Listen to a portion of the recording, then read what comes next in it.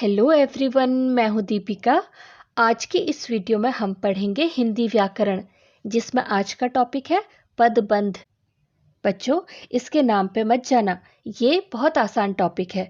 बस आपको ध्यान से सुनना और समझना है, ठीक है। अगर आपको ये एक बार समझ में आ गया ना, तो फिर आपके लिए बहुत आसान टॉपिक है। तो चलो शुरू करते हैं। ये पदबंध क्या है? देखो, ये दो शब्दों से मिलकर बना है, पद और बंध। अब पहले ये समझते हैं कि पद क्या है। देखो, भाषा की सबसे छोटी इकाई, हमने पढ़ा था ना, भाषा की सबसे छोटी इकाई क्या है? वो वर्ण है। और वर्ण क्या थे? जो हमने अ आ या फिर क ख पढ़े थे, ठीक है। अब दो या दो से अधिक इन वर्णों से जो शब्द बनते हैं, ठीक है, इन वर्णों को मिलाने से शब्द बनते हैं। बस शर्त ये है कि वो शब्द मीनिंगफुल होने चाहिए। जैसे आ और ज मिलकर के बना आज, या क म ल कमल, ठीक है। ये क्या है? ये शब्द है ना। तो जब यही शब्द वाक्य में प्रयुक्त होते हैं तो हम उन्हें पद कहते हैं। मतलब जब यही शब्द एक वाक्य में यूज होते हैं या इस्तेमाल होते हैं तो उन्हें पद कहा जाता है। देखो, यहाँ पर एक उदाहरण से समझते हैं। एक शब्द है रमेश। रमेश किसी का नाम है, ठीक है।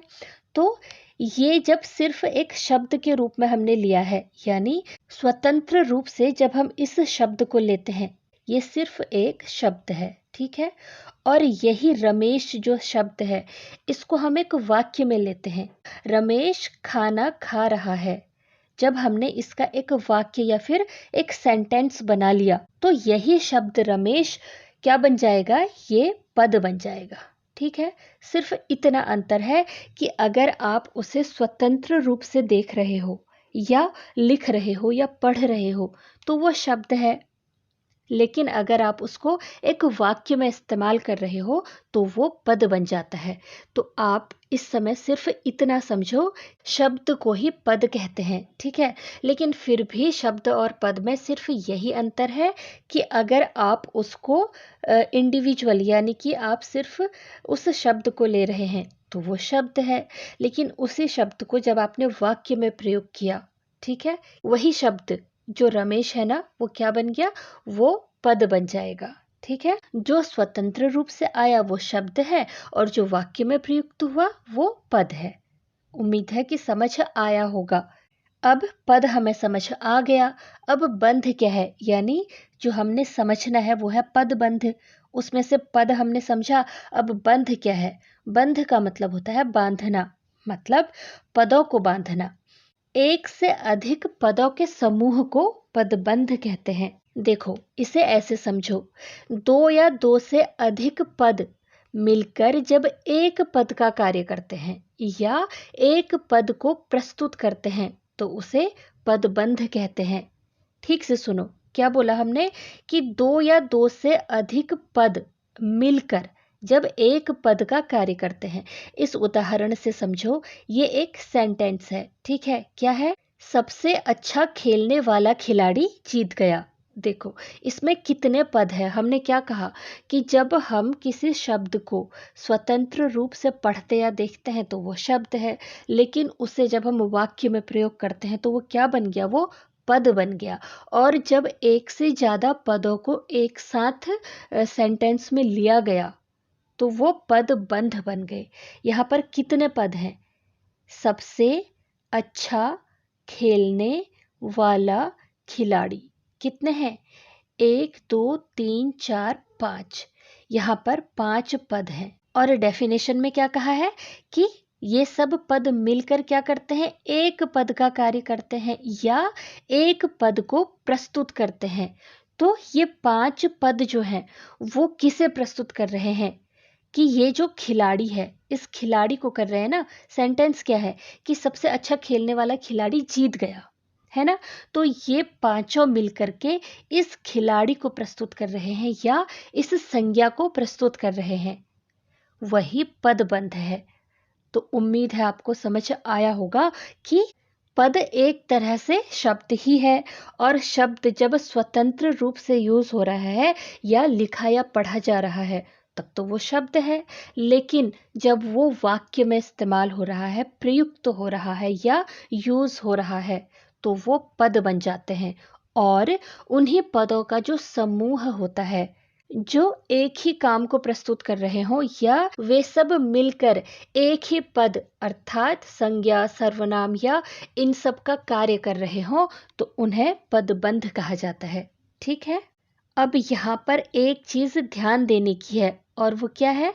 देखो, हमने कह तो दिया कि भाई सारे पद मिलकर के कई सारे पद मिलकर पदबंध बनाते हैं, लेकिन पदबंध एक पूरा वाक्य नहीं होता है बल्कि वाक्य का एक अंश होता है, एक पार्ट के रूप में, एक भाग के रूप में आता है। जैसे ये पूरा एक सेंटेंस है लेकिन इसमें से पदबंध सिर्फ उतना है जितना आपको अंडरलाइन करके दिया गया है। ठीक है, एग्जाम में आपको एक सेंटेंस दिया जाएगा, ठीक है, एक वाक्य दिया जाएगा जिसमें कुछ शब्द अंडरलाइन होंगे, जिसको देखकर आपको बताना होगा कि ये जो अंडरलाइन किए हुए शब्द है ना, ये कौन सा पदबंध बना रहे हैं। ठीक है, देखो ये जो अंडरलाइन किए हुए शब्द हैं ये पदबंध यानी ये कौन सा पदबंध है। अब ये कैसे पता चलेगा? देखो, उससे पहले हम ये जानते हैं कि पदबंध कितने प्रकार के होते हैं। पदबंध के भेद या फिर प्रकार कितने प्रकार का है? पदबंध 5 प्रकार के होते हैं। कौन कौन से? संज्ञा पदबंध, सर्वनाम पदबंध, विशेषण पदबंध, क्रिया पदबंध और क्रिया विशेषण पदबंध। बच्चों, ये मुश्किल नहीं है, मगर अगर आपको इसकी जानकारी है कि संज्ञा, सर्वनाम, विशेषण, क्रिया और क्रिया विशेषण क्या है, इसके बारे में आपको अगर थोड़ा बहुत भी पता है ना तो आपके लिए मुश्किल नहीं है। ध्यान से सुनो तो ये समझ में आ जाएगा। थोड़ा सा रिवाइज कर लेते हैं। संज्ञा क्या था? व्यक्ति, वस्तु, स्थान या भाव के नाम को संज्ञा कहते हैं, है ना। सर्वनाम क्या था? संज्ञा की जगह पर आने वाले जो शब्द होते हैं। विशेषण क्या था? संज्ञा या सर्वनाम की जो विशेषता बताने वाले शब्द होते हैं। क्रिया, जिन शब्दों से काम के होने का या काम करने का पता चलता है। और क्रिया विशेषण क्या है? जो क्रिया की विशेषता को बताने वाले शब्द होते हैं, यानी उस काम की भी जो विशेषता बता रहे हैं वो क्रिया विशेषण है। ठीक है, तो अब आपको मुश्किल नहीं होनी चाहिए। अब जो एग्जाम में आपको पूछा जाएगा वो क्या होगा? आपको एक सेंटेंस दिया होगा, उसमें से कुछ शब्दों के नीचे या कुछ पदों के नीचे अंडरलाइन करी होगी और आपसे पूछा जाएगा कि ये कौन सा पदबंध है। ठीक है, अब आपको पता कैसे लगाना है उसकी एक ट्रिक है। हम इस एग्जाम्पल को देखते हैं। ये क्या था? सबसे अच्छा खेलने वाला खिलाड़ी जीत गया। इसी तरह का सेंटेंस आपको एग्जाम में दिया जाएगा और आपसे पूछा होगा कि आपको बताना है इसमें कौन सा पदबंध है। करना क्या है? सिर्फ इतना कि इस अंडरलाइन जो शब्द है ना, इनमें जो सबसे लास्ट वाला जो पद है, जो सबसे लास्ट वाला शब्द है, आपको इस पर ध्यान देना है। यही आपको बताएगा कि ये कौन सा पदबंध है। ठीक है, यहाँ पर क्या है? खिलाड़ी। अब बताओ खिलाड़ी क्या है? संज्ञा, सर्वनाम, विशेषण, क्रिया और क्रिया विशेषण, इनमें से खिलाड़ी क्या है? खिलाड़ी संज्ञा है ना। तो ये कौन सा पदबंध है? ये संज्ञा पदबंध है। देखो, इसे हम कुछ और एग्जाम्पल से समझते हैं। तो बच्चों, सबसे पहला संज्ञा पदबंध, यहाँ पर हमने कुछ उदाहरण लिए हैं। ठीक है, इनको जब तक का आप समझोगे ना तब तक का आपको संज्ञा पदबंध समझ आ जाएगा। पहला क्या है? 4 ताकतवर मजदूर इस भारी चीज को उठा पाए। अंडरलाइन में कौन कौन से पद हैं? 4 ताकतवर मजदूर। सबसे लास्ट वाला शब्द क्या है? मजदूर है और मजदूर एक संज्ञा शब्द है ना। तो ये संज्ञा पदबंध हो गया। अगला है, कोने में रखी मेज पर किताब रखी है। अंडरलाइन पद क्या क्या है? कोने में रखी मेज, मेज लास्ट वर्ड है ना। और मेज क्या है? एक वस्तु है और ये एक संज्ञा है कि नहीं? तो ये संज्ञा पदबंध है। इसके बाद है, विदेश में रहने वाला मोहन कल आएगा। फिर से ध्यान से देखो, विदेश में रहने वाला मोहन, तो अंडरलाइन जितने भी पद हैं उसमें लास्ट वर्ड क्या है? मोहन। मोहन एक संज्ञा है। अगला है, मैं बिहार की राजधानी पटना में रहता हूँ। अंडरलाइन शब्दों पे ध्यान दो। बिहार की राजधानी पटना, पटना एक जगह का नाम है ना? तो ये संज्ञा है, तो सीधी सी बात है संज्ञा पदबंध है। अगला है, मेरा बड़ा बेटा लंदन जा रहा है। बड़ा बेटा, किसकी बात हो रही है? एक व्यक्ति की बात हो रही है ना? तो इस तरह से आपने लास्ट वाले शब्द पे फोकस करना है, ठीक है? तो समझने में आसानी होगी। तो ये एग्जाम्पल थे संज्ञा पदबंध के। अब हम देखेंगे सर्वनाम पदबंध। यहाँ पर सर्वनाम पदबंध के कुछ उदाहरण हैं। पहला है, आपके मित्रों में से कोई भी समय पर नहीं पहुंचा। और अंडरलाइन शब्दों में सबसे लास्ट क्या है? कोई। आपके मित्रों में से कोई। सर्वनाम याद है ना सबको, जो संज्ञा की जगह पर इस्तेमाल होते हैं शब्द, जैसे तुम, ये, वो, कौन, कोई, है ना? तो ये सर्वनाम पदबंध हुआ। अगला एग्जाम्पल है, वह लड़का अच्छा लिखता है। वह, ये भी सर्वनाम का ही एक उदाहरण है। इसके अलावा, जो लड़की हंस रही वह रतन की बहन है। देखो लास्ट शब्द क्या है? वह। नेक्स्ट है, वहां खड़ा हर कोई अपनी राय दे रहा था। हर कोई, किसी एक का नाम नहीं है ना? हर कोई, ये भी सर्वनाम शब्द ही है। इस तरह से इन वाक्यों को आप पहचान सकते हो। कैसे? लास्ट वाले शब्दों को या लास्ट वाले पद को आपने ध्यान से देखा है ना, आपने इन्हें पहचाना तो आपको पता चला कि ये सर्वनाम पदबंध है कि नहीं? इसके बाद हम देखेंगे विशेषण पदबंध। विशेषण क्या है? जो संज्ञा या सर्वनाम की विशेषता बताने वाले शब्द हैं, ठीक है? यहाँ पर देखो उदाहरण पहला है, रोहन बहुत सुंदर, फुर्तीला और आज्ञाकारी है। अंडरलाइन पदों को ध्यान दो। बहुत सुंदर, फुर्तीला और आज्ञाकारी, ये किसकी विशेषता बता रहे हैं? ये रोहन की विशेषता बता रहे हैं। तो अगर अंडरलाइन रोहन के नीचे होती तो ये क्या बन जाता? ये संज्ञा पदबंध बनता। लेकिन अंडरलाइन कहाँ है? बहुत सुंदर, फुर्तीला और आज्ञाकारी, ये विशेषता बता रहे हैं संज्ञा यानी रोहन की। तो ये क्या है? ये विशेषण पदबंध है। अगला उदाहरण, बच्चों इस उदाहरण को बहुत ध्यान से देखो, ये बहुत इम्पॉर्टेंट है। इसमें एक ट्विस्ट है, ये जानबूझ के डाला गया है। इसे आप ठीक से देखो, पहले इसे पढ़ो। क्या है? तेज चलने वाली गाड़ी हमेशा की तरह जल्दी पहुंची है। अंडरलाइन शब्दों पे ध्यान दो। तेज चलने वाली गाड़ी हमेशा की तरह जल्दी पहुंची है। इधर देखो, ये दो तरह का वाक्य है। तेज चलने वाली गाड़ी, अगर आपने ध्यान दिया तो लास्ट शब्द क्या है? गाड़ी है ना? तो ये किस चीज का उदाहरण है? ये संज्ञा पदबंध का उदाहरण है। देखो, तेज चलने वाली गाड़ी, लास्ट पद क्या है? गाड़ी है, और गाड़ी एक वस्तु है ना? अगर इसके अंडरलाइन सिर्फ तेज चलने वाली यहां तक होती, फिर से सुनो, तेज चलने वाली सिर्फ इतनी होती, तो ये क्या होता? ये विशेषण पदबंध होता। तेज चलने वाली क्या? गाड़ी हमेशा की तरह जल्दी पहुंची है। लेकिन यहाँ पर अंडरलाइन में गाड़ी को भी ऐड किया गया है, तो ये क्या बन गया? ये संज्ञा पदबंध बन गया। मुझे उम्मीद है कि आप इस अंतर को समझे होंगे।